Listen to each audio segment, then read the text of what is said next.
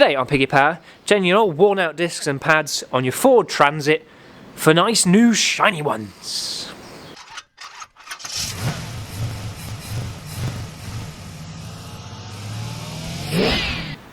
Okay everyone, other than your new discs and pads and axle stand and jack obviously to support the vehicle and raise it, these are the tools you're going to need. You're definitely going to need a 36mm socket, a 15mm socket, a 13mm socket and a T50 Torx. That's a 6-point star drive style, T50. Pair of pliers, a pair of grips, a large pair of grips of some sort to push your caliper back in, and with that we're using a little bleed and an 11mm spanner so we push the fluid into the bottle rather than back up into the reservoir. Wire wheel of some sort, wire brush is always handy. 21mm socket for the wheels and the carrier. A couple of hammers, copper one is very useful so you don't damage anything that you might be hitting. A couple of levers, a breaker bar, pretty essential if you especially haven't got a gun, and fluids and copper grease, and hopefully a bit obvious. Thread lock's good too when I put these back together, and if I use a bit of thread lock and a few of the bolts. So other than that, keep yourself safe, get yourself some gloves, and let's get on with the job. Okay, assuming that you have made your vehicle safe with raising it up, put the axle stand on, get a wheel off. If you haven't got a gun like this, you're probably best cracking these off while it's on the floor so the wheel won't spin.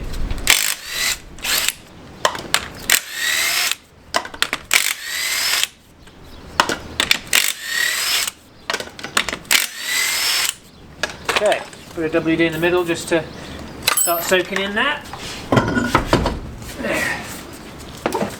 Put your wheel aside.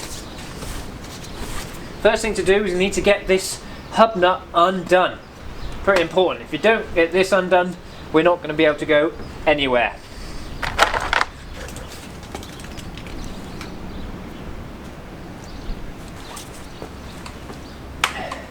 Using your pliers of some sort.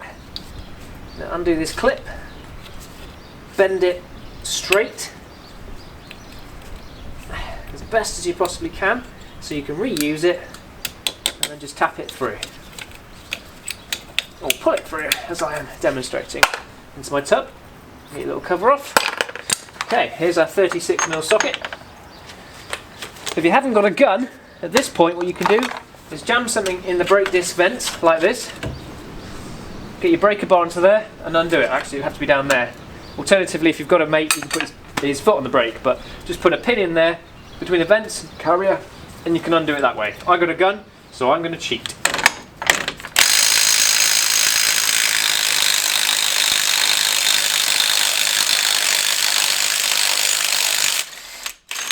You'll notice it was pretty tight all the way just because of the rust on there, so don't panic about that. And then with a copper hammer, we're just going to try and get this moving now.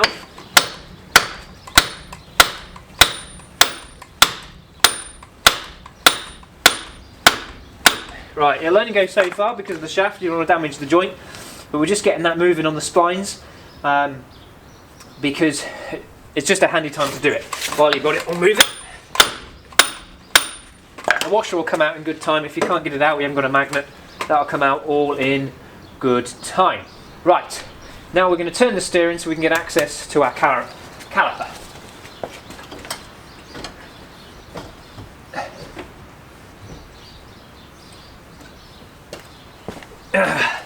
If your kit didn't come with a new sensor, which I would always advise because they always get damaged, be very careful with the old one. It's a good idea to try and remove it if you haven't got a new one at an early point so that it doesn't get damaged. So you need to pull it out from the caliper there, and at the top here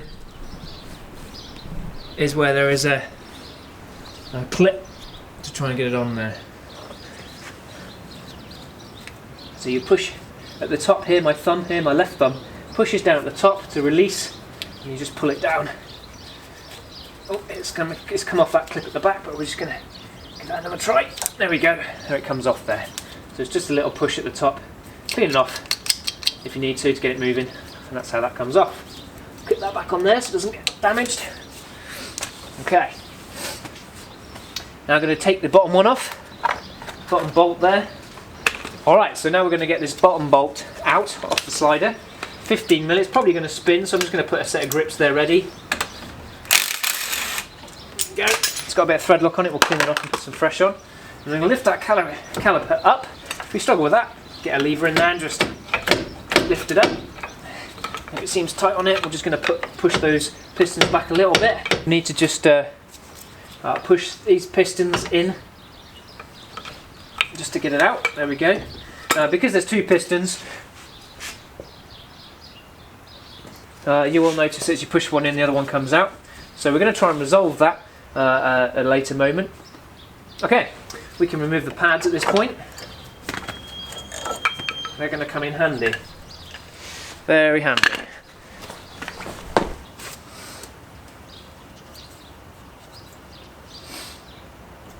Now at this point, I just push the caliper across a little bit. I use the pad in place, like this, to try and push both of the pistons back in at the same time. Now there are multiple theories to pushing these both in at the same time. Should you wish to, and I would suggest to, undo that and connect it to a bottle so that as you push in, the brake fluid doesn't go back up here but actually goes into a spare bottle. Now if you've got fluid available,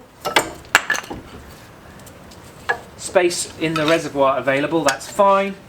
Or if you're concerned about your ABS system, there'll be notes on the manufacturer's handbook. You shouldn't do this, but generally speaking, you should be okay. I'm using the old pad so I don't damage a new pad, and so that both pistons go in nice and evenly. As you can see, if I did it just individually, they just come in and out like that.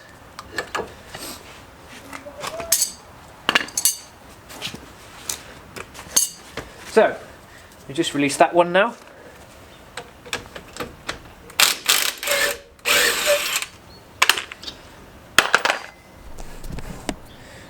And I'm just going to get my little hook, hook it into the caliper, and then hang it up off the spring.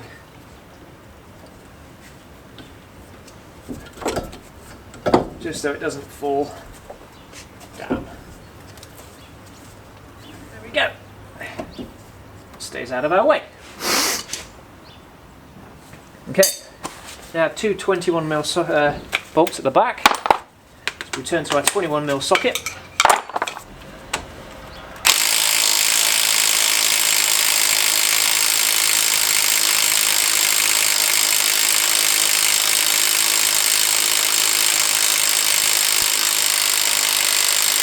Appears to be very tight. So, breaker bar.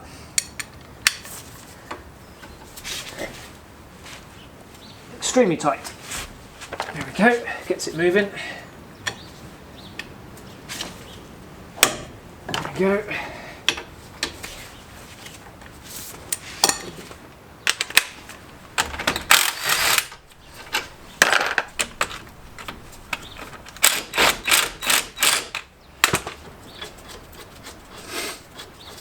We'll come back to the carrier in a second, so just put it aside for the moment.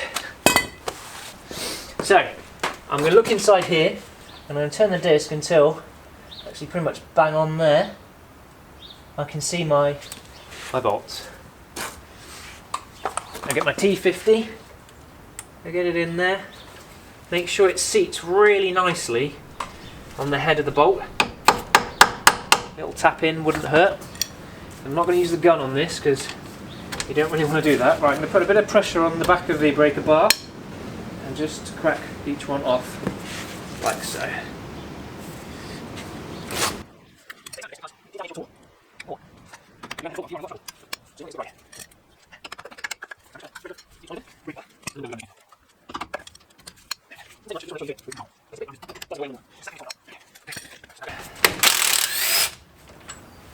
Probably won't come out of the hub.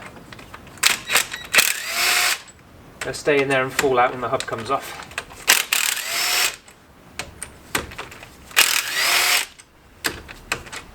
That's okay. Right then.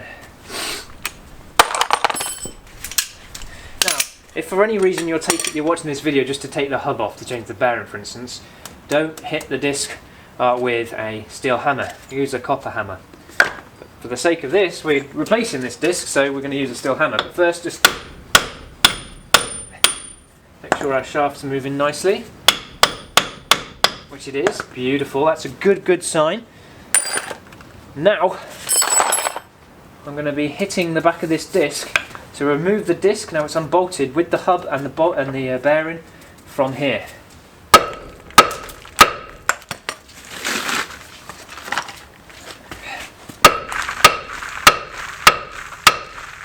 Try it in a few different places.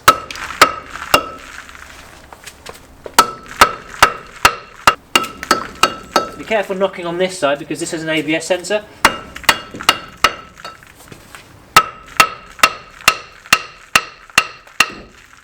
Right. Keep tapping your drive shaft through. She's nearly out.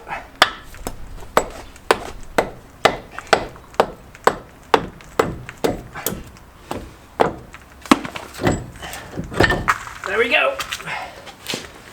Okay, let's take a look at what we got. Okay.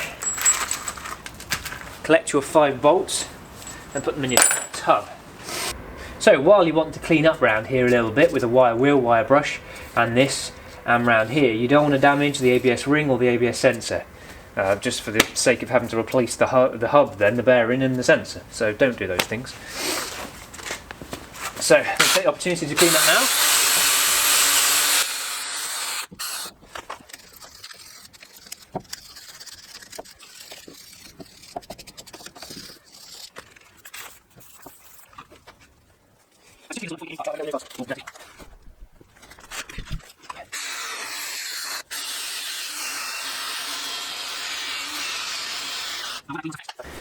So now we need to undo these in the middle, which are 13mm. Now, if you haven't got a gun and you struggle to do this on the floor, or you might struggle to do this on the floor, think ahead here with watching this guide, and it might be an idea to again use the breaker bar, one that's actually fitted and you can secure the brake with a piece of metal or punch or something to just loosen these off, nip them back up ready. But you don't want to undo this because you won't get the hub and the disc off, that will ruffle everywhere. So, let's get these off.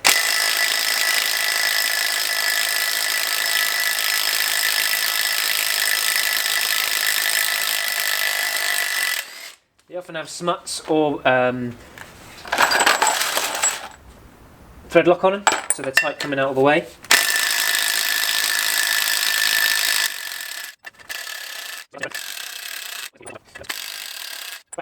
And a little block of wood, which I didn't mention earlier. And this is to raise the hub off the ground, so there's a gap between the disc and the wood, and then I can knock the disc off the hub. Keep rotating and smacking.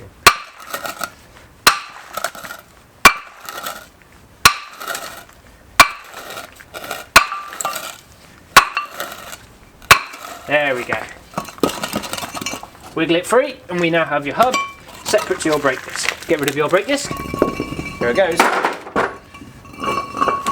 Totally fine. Now we do the same thing with our hub here. It sits a bit mucky where the brake disc makes contact. So let's clean that up.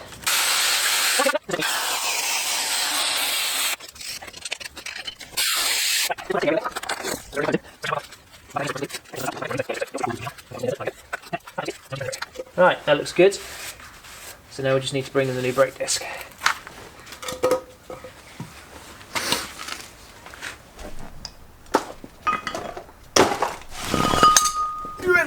She's so heavy. She is so heavy in my heart. So heavy. Okay, line up the star to go through the gap and then turn it like so. You do need these in line with the holes to put the bolts through, just to remind you of that. There we go. Like so. And then the oh no, the big ones. The bolts that hold the disc on to the hub. Well, what we're going to do is just going to give them a quick clean off. Now thread lock.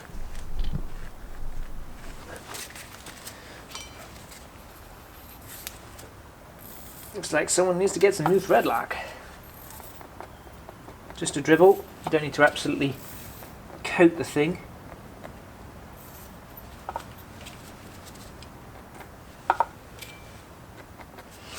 There we go.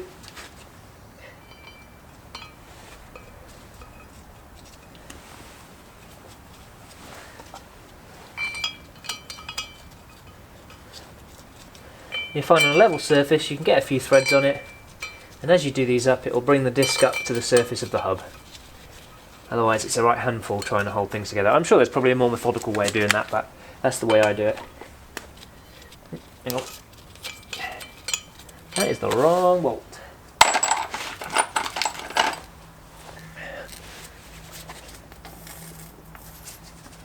Right bolt.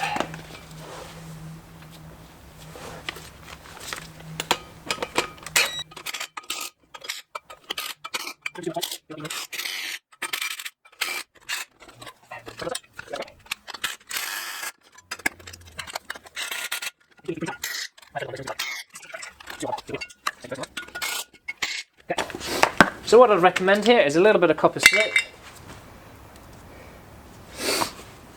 just on the splines, just a little bit. We saw how you get to smack it off quite heavily, not too bad, there's not like a huge level of corrosion, and just a little smear. This helps slide the hub on, it helps it not seize for the future, and on the threads just helps the bolt do what it needs to do. The nut and bolt needs to do. A little bit in there for the same reason. You don't want to overdo it with copper grease ever, because it does attract dust and the dirt, which isn't good either. Fine, that will clean off the ABS hub ring, and we're going to slide it back on. Now this is the tricky bit. You need to try and line up as you put this hub on. The holes in the hub, the holes in the hub, with the holes on here. Let's do that. So I'm lining up first on the floor here, the 5 holes in the face of the flange, the 5 holes through the bearing casing there, and then they're going to hopefully line up with that while putting it on the drive shaft. So here goes. Don't worry if you get your disc dirty a bit here, you can clean it off afterwards. Okay, I'm going to get my light in there so I can see what I'm doing.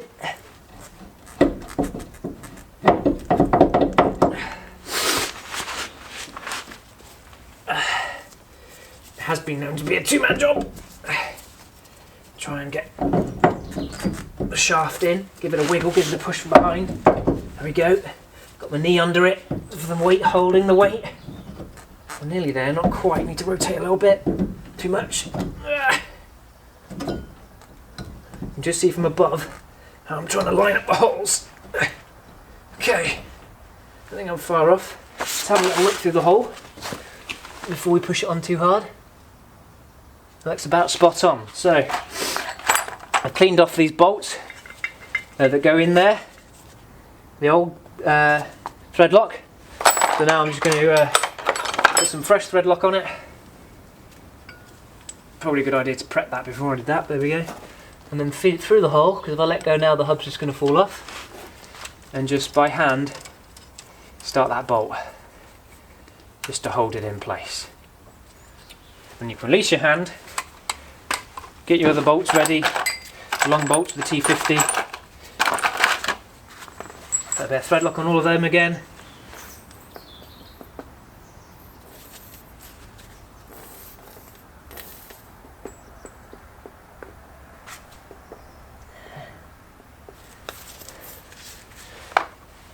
And then again, don't just fire them in with a gun, or you could get yourself in a lot of trouble. So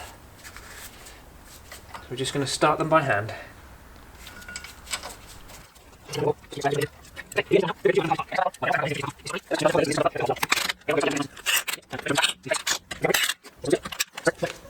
By hand now, because they're not that tight. Tight, but not that tight. I'm just going to make sure I finish them off by hand on these. It's easy with a gun to break your Torx bits, or just ruin the head of the bolt. which will ruin the day for the next guy that's got to come to it, and possibly ruin your day. Okay. Do it in opposites. Okay, right. Okay, making good progress. At this point you can actually pop this back on. So that's our 36mm. You can't do it up if you're using it by hand, but you can with a gun, if you're using a gun.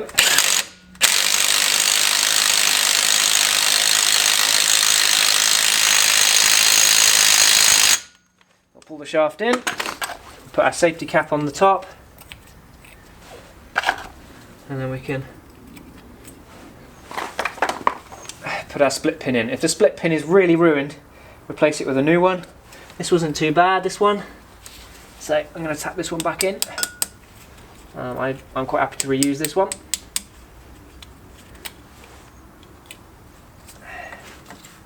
And just bend the ends, the tails of the split pin back round to lock it in place. This will prevent the bolt from ever, the nut from ever coming off. Safety device. Okay. Right, well done if you got to this part.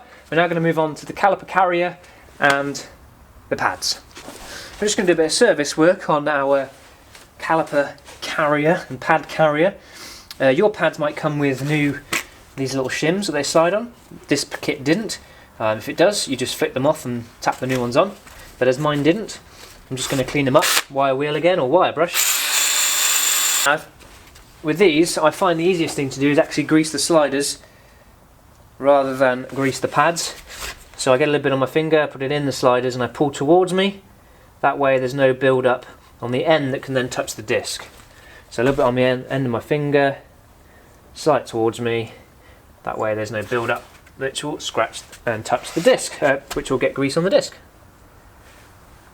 There we go. You don't want to overdo copper grease again, it's just an anti-seize grease. You can get some really nice brake greases, but most people have a bit of copper grease in their shed, as opposed to race grease, so white ceramic grease, you know, stuff that really nice is for brakes. But most people have got a bit of copper grease around, and it's better to put some on than not, I believe. With the sliders, just hold the rubber boot, give the slider a twist, make sure it comes out freely, clean off some old grease, give it a dip in your copper slip, and slide her back in again. Not overdo it, and just make sure it moves around nicely inside. It's good. Same with the other one.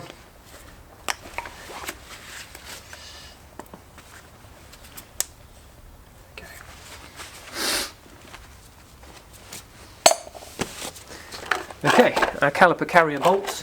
We're just going to put some thread lock on them now, and also our caliper bolts as well there, and then move to the wheel. People like to put the pads in the carriers before they fit the pack carriers, but that tends to make a big mess in my mind. So I'm going to slide the caliper carrier on nice and carefully. Try not to get all the dirt all over the disc that you've just fitted. Start these big bad boys by hand.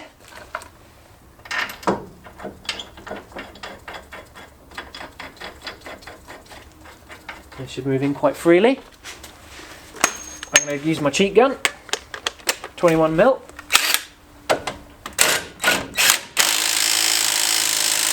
These are super tight, just to warn you.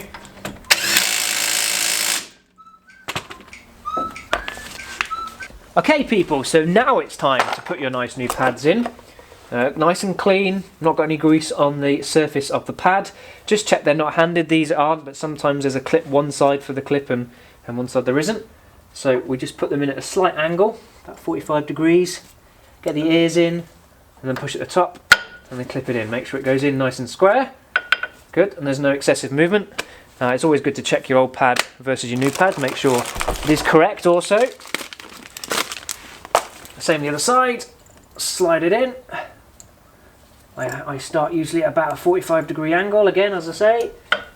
There we go, okay. I then notice I haven't put the sensor on yet, I'm coming to that. I get the caliper, and I get the top bolt, make sure your brake hose isn't twisted. I get my top bolt,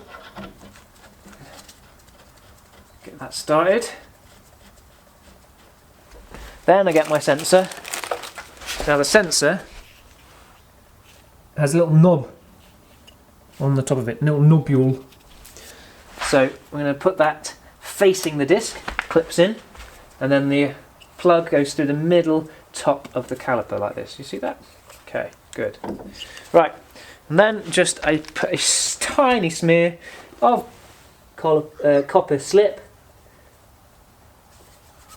where the pistons operate on the back of the pads and where the little heads operate on this side. So either end in the middle, like that. This helps reduce brake squeal. This helps keep everything free. Again, not too excessive, otherwise it can build up dirt and actually wear things out. So just a tiny smear of it will do just nicely.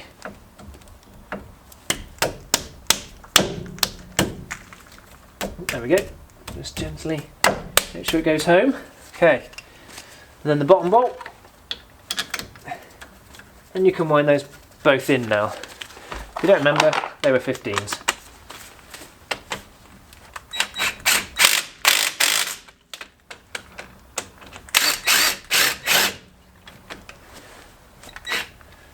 Where's my grips? Here's my grips. Little bolts like that. I always like to make sure. Bolt like that, I'm going to finish off by hand. Make sure I'm happy with how tight they are, rather than just rattling away and over tightening them. They don't need to be very, very tight. Okay, and then we'll lift the cap off the bleed nipple, run the sensor wire through that, and then plug that in. Make sure it's plugged in nicely and clicks, as it just did then, and we're done. Final check to do now is we're going to open the driver's door and just pump the brake up.